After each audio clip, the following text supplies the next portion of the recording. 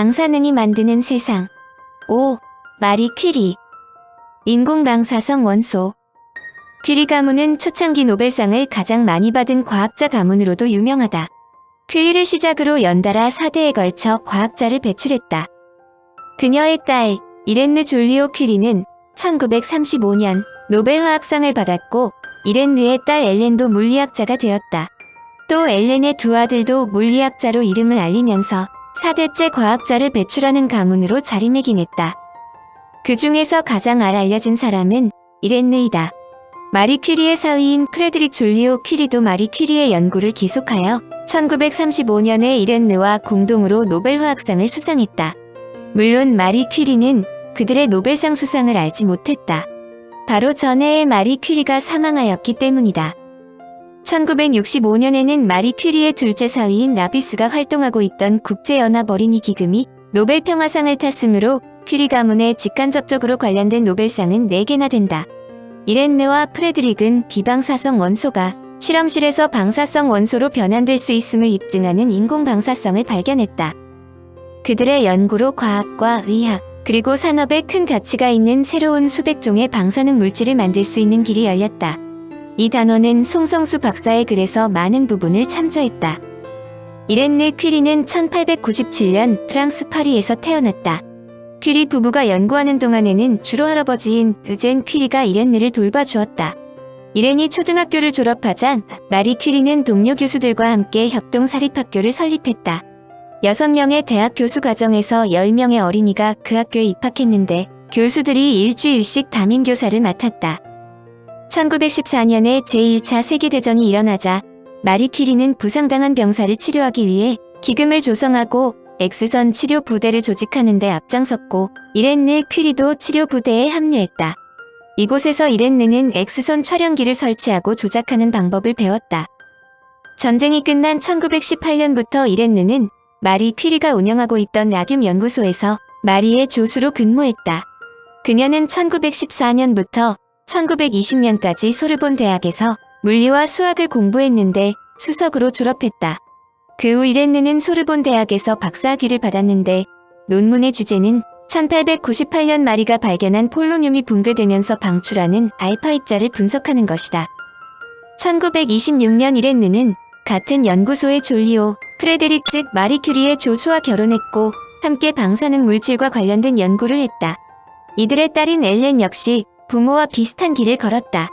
당시 프랑스는 결혼을 하면 여자가 남편의 성을 따르는 것이 일반적인 관례였으나 이렌느의 남편 프레드릭 졸리오는 아내의 성을 자신의 성에 덧붙였다. 그 당시 퀴리라는 성이 너무나 유명하기도 했지만 무엇보다도 졸리오와 퀴리가 이를 자랑스러워했기 때문이다. 이들에게도 우여곡절은 있었다.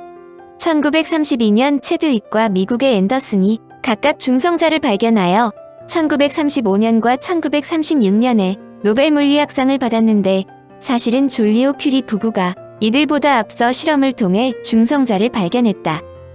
그러나 그들은 중성자의 성격을 충분히 이해하지 못해 그 원리를 설명하지 못했으므로 이 부분으로는 노벨상을 수상하지 못했다. 여하튼 그들은 1934년부터 중요한 실험에 착수했다. 처음에 실험하기 전에 그들은 얇은 알루미늄 막에 폴로늄에서 나온 알파선을 조이면 양성자들이 튀어나올 것이라고 기대했다. 그런데 양성자는 나오지 않고 중성자와 양전자들이 튀어나왔다. 얼마 후에 프레드릭이 알루미늄 옆에 있던 폴로늄을 치우자 알루미늄에서 중성자는 방출되지 않는데도 불구하고 양전자들이 계속 쏟아져 나왔다. 그것은 폴로늄에서 방출된 알파 입자와는 별도로 알루미늄 핵 내부에서 특별한 현상이 일어난다는 것을 의미했다. 이것은 새로운 방사능의 존재를 의미했다. 원래 알루미늄은 방사성 원료가 아니다. 그런데 알루미늄 핵이 폴로늄에서 방출된 알파 입자와 충돌하면 이내 동위원소와 중성자가 생성된다. 이내 핵은 매우 불안정하므로 곧 방사성 붕괴를 일으켜 양전자를 방출하면서 안정된 원소인 규소로 변한다. 즉 방사성 원소가 아닌 알루미늄이 인공적으로 방사성이 된 것이다. 이 결과는 안정된 원소라도 고속의 알파 입자, 양성자, 전자, 감마선 등을 조여주면 방사성 원소를 만들 수 있다는 것을 의미한다. 졸리오 퀴리 부부는 이 연구로 1935년에 함께 노벨 화학상을 받았다. 그들은 노벨상 수상식장에서 다음과 같은 예언을 했다. 원자핵을 연구하는 사람들이 원자핵을 자유자재로 만들고 분열시킴으로써 폭발적 성격을 갖는 핵변환, 즉 연쇄 반응을 야기할 수 있는 시기가 올 것입니다. 이들이 이야기한 내용이 무엇인지를 이해할 것이다. 그런데 당대의 노벨상에도 무언의 서열이 있었는데 물리학상이 화학상보다 우선했다. 졸리오 퀴리 부부가 아쉬워한 것은 노벨 물리학상을 받지 못했기 때문이다. 노벨상 추천사를 보면 그들의 업적을 낱낱이 알 수 있다. 노벨상 추천사, 전하, 그리고 심사숙녀 여러분. 1911년 12월 10일 세계적으로 명성이 높은 폴란드의 화학자이며 피에르 퀴리 교수의 부인인 마리 스클로도프스카는 라듐과 폴로늄 원소를 발견하고 이 놀라운 원소의 성질과 화합물에 관한 연구로서 화학의 진보에 기여한 공로로 노벨 화학상을 수상하였습니다. 그 전인 1903년에 그녀는 피에르 퀴리 교수와 함께 앙리 베크렐 교수에 의해 발견된 방사현상에 관한 공동 연구를 인정받아 노벨 물리학상을 공동 수상하였습니다. 한편 그 상의 절반은 자발적 방사능을 발견한 뛰어난 공로를 인정하여 베크렐 교수에게 동시에 수여되었습니다. 1903년 방사능의 발견이 물리학의 가장 중요한 관심사였음은 명백합니다. 그러나 마리 스클로도프스카 퀴리의 연구와 피에르 퀴리가 살아있을 때 주로 행한 연구로부터 이룬 화학적 발견의 예외적 중요성이 점점 명백해졌고 따라서 퀴리 부인에게 노벨 화학상을 수여하는 것이 합당하다고 생각하게 되었습니다. 그녀의 남편이 중간에 사망했기 때문에 그들의 업적에 관하여 퀴리 교수는 상을 받을 수 없게 되었습니다. 이 상은 1911년에 뒤늦게 수여되었고 그래서 마리 스클로도프스카 퀴리는 그때까지 노벨상을 2번 이상 받은 유일한 인물이 되었습니다. 라듐과 폴로늄 발견의 중요한 핵심은 널리 알려져 있으며 방사능 물질의 발견에 대해 2개의 다른 노벨 화학상이 1908년 러더퍼드 경에게 그리고 1922년 프레더릭 소디에게 수여되었습니다. 이제 항암의학 분야에서 라듐이 강력한 치료제가 되었다는 것, 방사능 물질의 전이를 통해서 지구의 최소 연령을 계산할 수 있게 되고 원자의 내부 에너지에 관한 개념과 방사능 물질을 추적자로 사용할 수 있는 구상을 하게 된 것 등을 기억할 필요가 있습니다. 추적자에 관한 문제는 나중에 다시 말씀드리겠습니다. 과학적 관점에서 더욱 재미있는 것은 라듐이 우라늄으로부터 자발적으로 생성되고 나중에 자발적이고 연속적인 붕괴로 새로운 원소로 되는데 최종 생성물로 납입된다는 사실입니다. 이러한 모든 전이는 다른 종류의 방사능을 수반하며 그래서 모든 방사성 원소는 각각 정도는 다르지만 불안정합니다. 방사성 원소의 안정성은 절반으로 분해되는 데 걸리는 시간으로 정의하며 이 시간은 방사능의 세기가 어떻게 감소하는가를 관찰하여 결정할 수 있습니다. 일반적으로 반감기라고 알려져 있는 이 시간은 수십억 년부터 몇 분의 1초까지 다양하며 따라서 이 기간을 결정하는 것은 여러 방사성 원소를 정의하는 중요한 방법이 됩니다. 처음에 3가지 시리즈가 알려졌고 그중 2가지는 우라늄에서 기원하였는데 우라늄은 광물인 역청 우라늄광에서 산화물로 발견되었습니다. 나머지 하나는 토륨에서 기원하였는데 토륨은 히토류 금속에 속하고 그 산화물은 이제는 거의 쓸모없게 된 가스 등불의 덮개로 사용됩니다. 붕괴 초기 단계에서 알려진 자발적으로 생성되는 방사성 원소의 총수는 이제 막 40개를 넘었습니다. 아시다시피 연금술사는 하나의 원소를 다른 것으로 변이시키기 위해 노력합니다.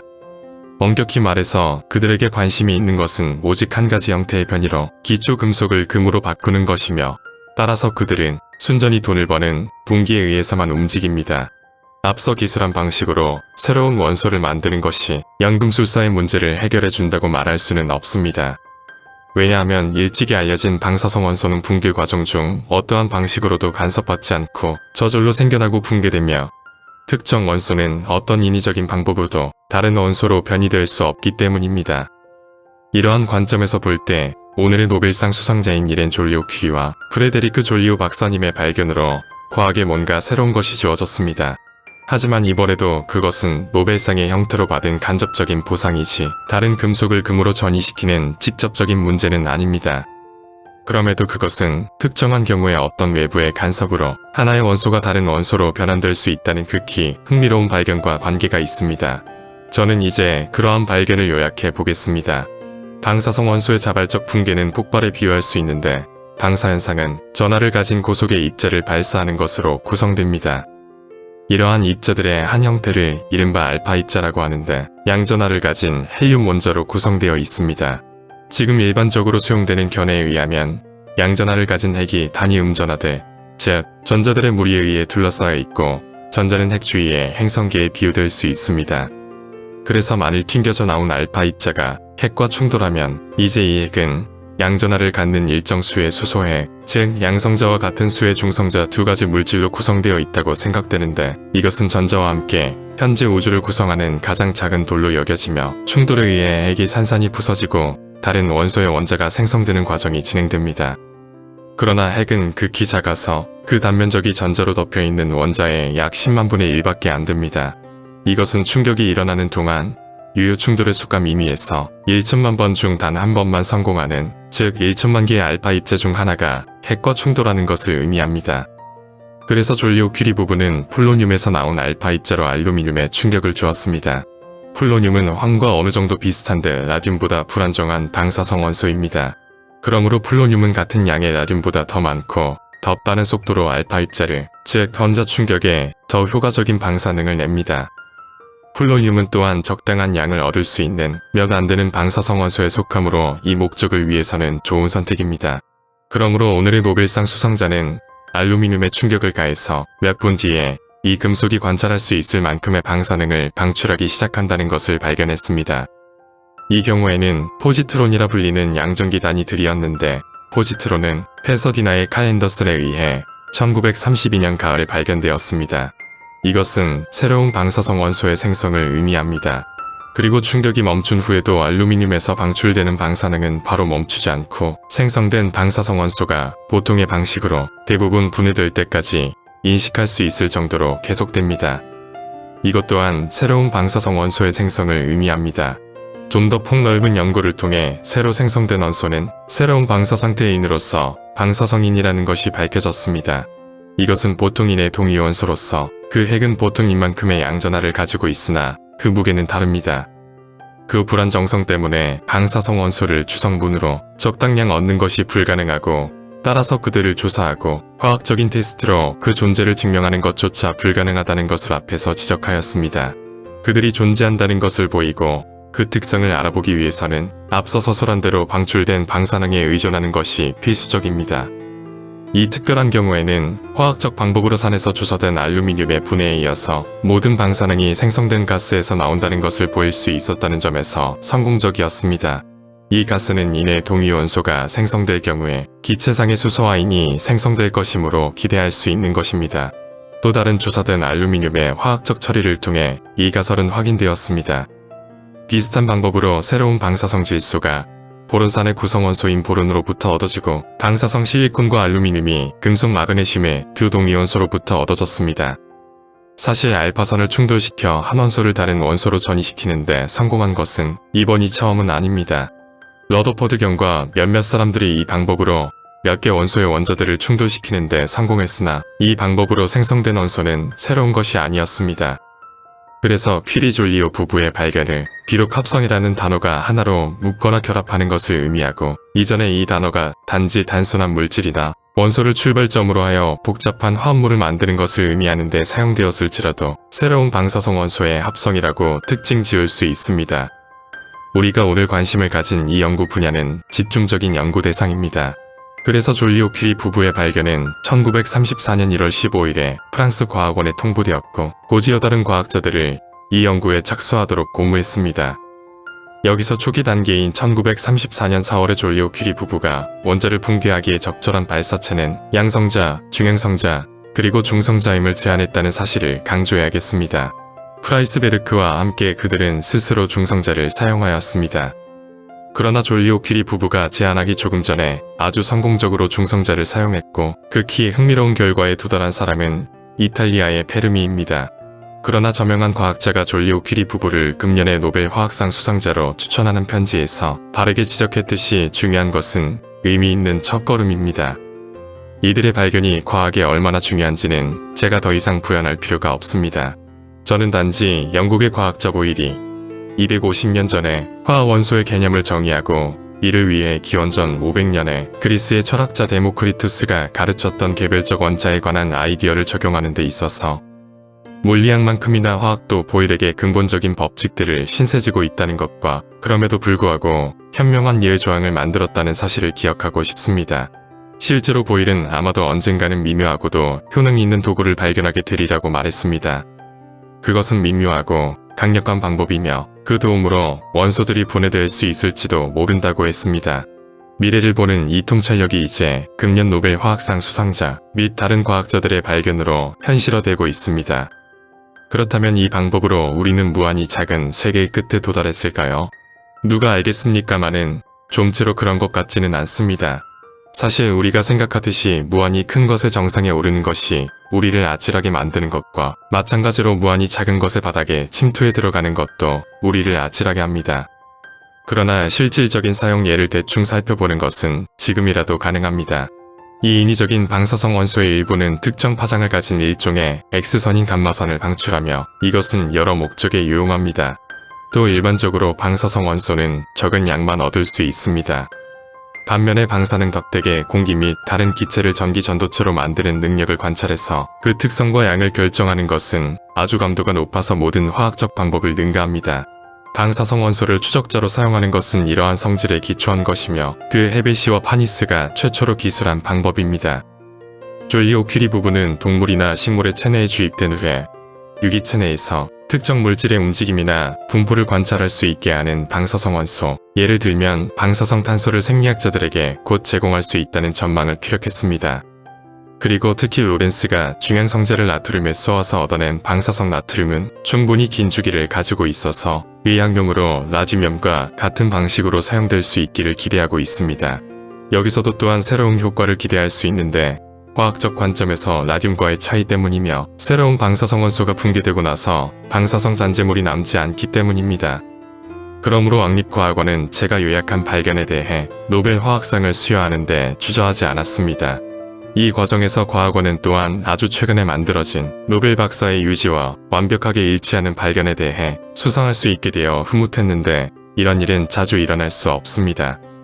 그러므로 과학원은 금년의 노벨 화학상을 파리의 이렌 졸리오 퀴리 부인과 프레데리 졸리오 박사에게 그들이 함께 수행한 새로운 방사성 원소의 합성에 대해 균등하게 수여하기로 했습니다. 두 분께 금년의 노벨 화학상을 균등하게 수여하면서 왕립과학원은 두 분의 단합된 노력으로 이루어진 새로운 방사성 원소의 합성을 화려하게 포상할 수 있게 되어 기쁩니다.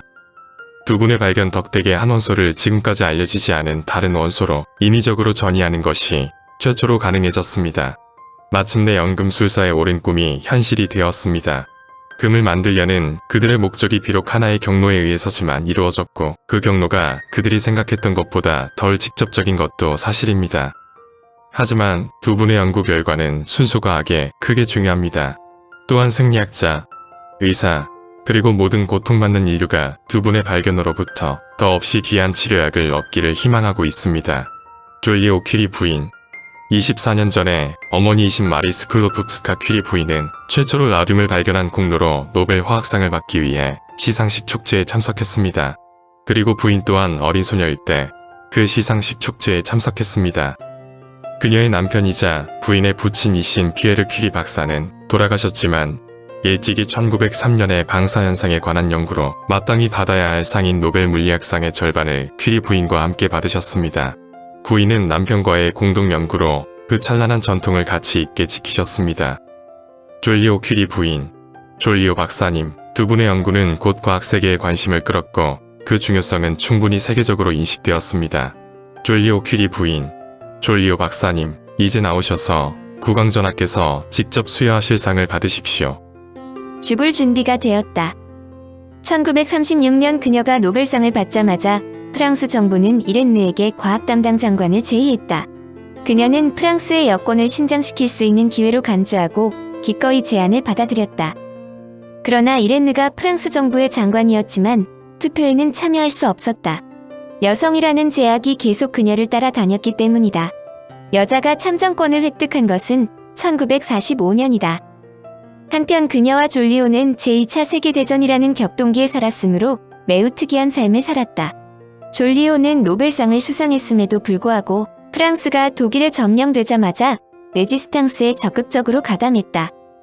그는 적극적으로 파시즘 반대 단체인 프랑스 공산당에 입당했고 콜레주 드 프랑스에 있는 그의 실험실은 폭탄 제조소와 무기고로 사용했다. 전쟁이 끝나자 그는 프랑스 영웅이 되어 레지옹 도네르 훈장과 무공 십자 훈장을 받았다. 1944년에는 프랑스 국립과학연구소의 소장으로 프랑스 과학을 재건하는 데 앞장섰고 원자력위원회의 위원장을 맡았다. 이렌느도 원자력위원회의 위원으로 활동했고 1947년부터는 라듐 연구소의 소장이 되었다. 그녀는 방사능 연구는 물론 원자폭탄 금지, 피난민 보호, 여권 신장 등에도 적극적이었다. 그녀는 특히 여성의 자질이 남성과 다르지 않다는 것을 특히 강조했다. 나는 남성과 여성의 자연과학적인 능력이 똑같다고 믿습니다. 단 여성이 여성적인 의무로 시간을 빼앗기지 않는다는 전제 아래서입니다. 또한 과학자들이 좀 더 자유로운 조건에서 연구해야만 성과를 얻을 수 있다고 강조했다. 사실상 그녀처럼 자신의 주장을 마음껏 토로할 수 있었던 여성은 당대로서는 파격적이라 볼 수 있지만 노벨상 수상이라는 명성이 그녀의 행보에 큰 도움이 되었음은 물론이다. 1956년 그녀는 자신이 관장하는 라듐 연구소 부속병원에 입원했고 다음과 같이 말했다. 나는 죽기가 두렵지 않아요. 너무나 재미있는 삶을 살았거든. 이렌느와 프레드릭의 장례식은 모두 프랑스 정부에 의해 치러졌다.